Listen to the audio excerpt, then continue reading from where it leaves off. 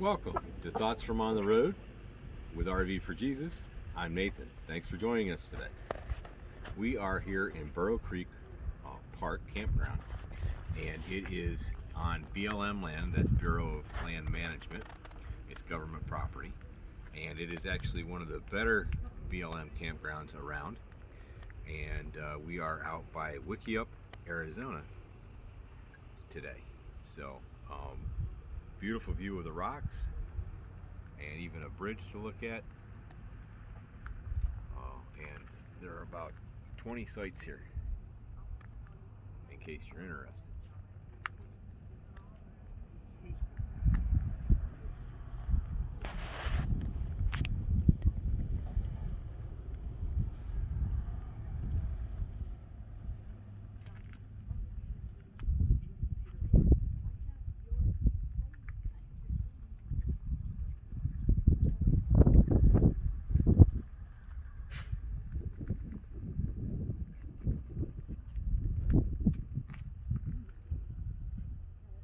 So let's get some business out of the way first. And that business is a little bit of self-promotion. RV4Jesus has not only a Facebook page, but it also has an Instagram page, same thing, RV4Jesus, the number 4. And we also have a website, RV4Jesus.com. We'd love to have you visit us. And of course, these videos are we not only post them on Facebook, but they are originally posted on YouTube, and you can find that also in RV4Jesus.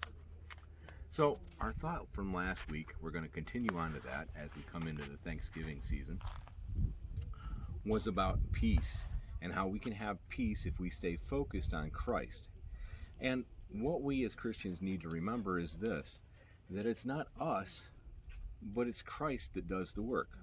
Remember last week we talked about how Peter got out of the boat, started walking towards Jesus, and got distracted and started to sink because he got distracted by what was around him. But then he cried out to Christ, and what did Christ do? Christ reached out his hand, grabbed a hold of Peter's hand, and lifted him, and together they walked back to the boat in the middle of the raging storm on the Sea of Galilee. Philippians, Paul says in Philippians chapter number 1 and verse number 6, and I'll read it to you. It's one of my favorite verses. It says, being confident of this very thing, that he which hath begun a good work in you will perform it until the day of Jesus Christ. The work that Christ calls us to do, he gives us the strength to do. He performs that work.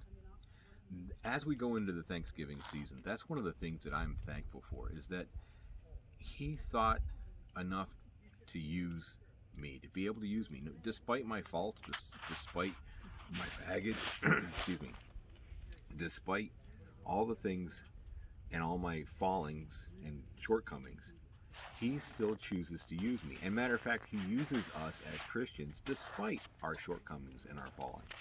Remember, with David, David sinned. He sinned with Bathsheba. He murdered Uriah. Yet God used him in a mighty way. Peter denied Christ. Yet Peter used Christ, or Christ used Peter. Excuse me. Moses was afraid to be used. Remember some of the excuses he gave to God at the burning bush was that he couldn't speak. And he didn't know how to speak or how to address the people or Pharaoh. And yet God used him in a mighty and miraculous way to bring the children of Israel out of Egypt. God uses us despite our faults. God used Paul. Paul, probably the biggest persecutor of the church. God got a hold of his life, turned him around, and used him to be one of the greatest missionaries in the Bible that we know of. So God uses us despite of our faults. And that's awesome. No matter what our problem is, if we rely on Christ, he uses us. But we have to rely on him, and we have to remain in his will and in the center of his will. And we do that by studying his word daily and by going to him and talking with him And no matter what, He will help us to do the things that He wants us to do. The Bible tells us it's through the foolishness of preaching that men come to know the Lord. And it's foolishness only because it's men doing it, but they're using the Word of God. And remember that the Bible tells us that the Word of God will accomplish its purpose. God will use it to accomplish His purpose. So as we go out this Thanksgiving season, what are you thankful for? What has God done in your life? How has God used you to share His word with others? Do me a favor, leave a comment either on YouTube or on Facebook or even on Instagram, and tell us how God has used you this year to share His word and what you're thankful for. All right?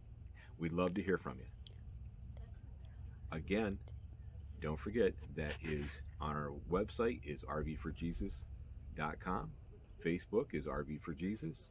Instagram also RV4Jesus, and YouTube RV4Jesus. Like us, set the notification reminder so when we post a video you'll get a notification. And we will talk to you later. Have a good day. One more thing, continue to watch to see some beautiful pictures of this campground, and hang on for a little bit longer because after the video, at the end of the video, I'll have another RV tip for you this week. Thanks again.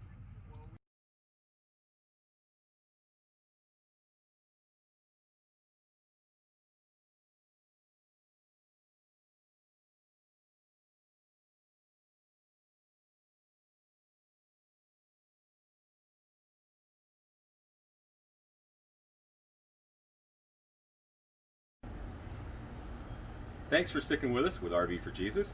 Just like we have thoughts from on the road with RV4Jesus, we're also going to do RV tips from on the road with RV4Jesus.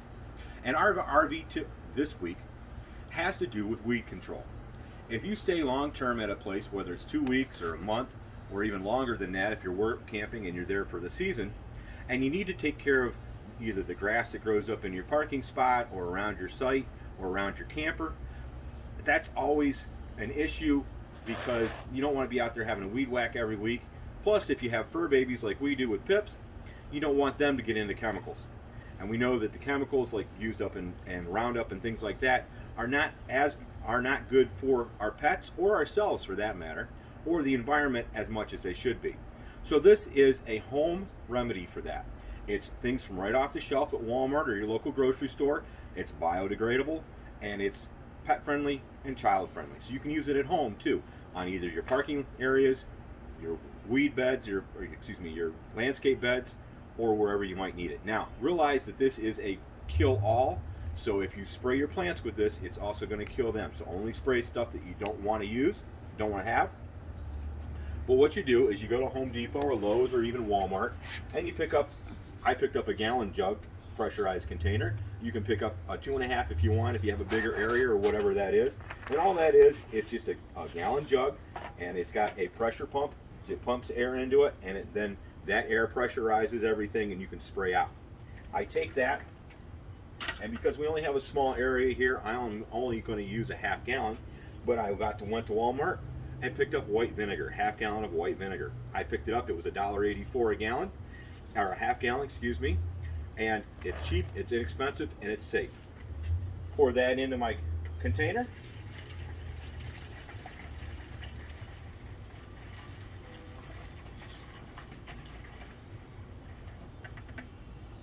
And then to that, we add another thing you get at Walmart or wherever, lemon juice. Now, for a half a gallon of white vinegar, to fill this half up, I'm going to use a half a cup of lemon juice. And we just pour that right in with the white vinegar.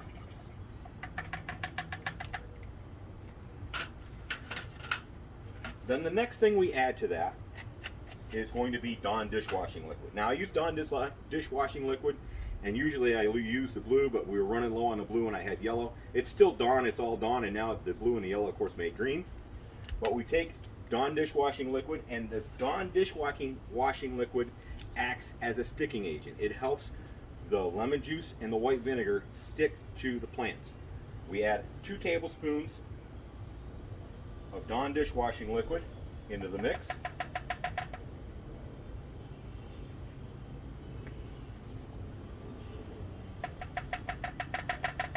And that'll help our chemical mixture of vinegar, white vinegar, and lemon juice stick to the weeds that we want to kill or the grass that we want to kill.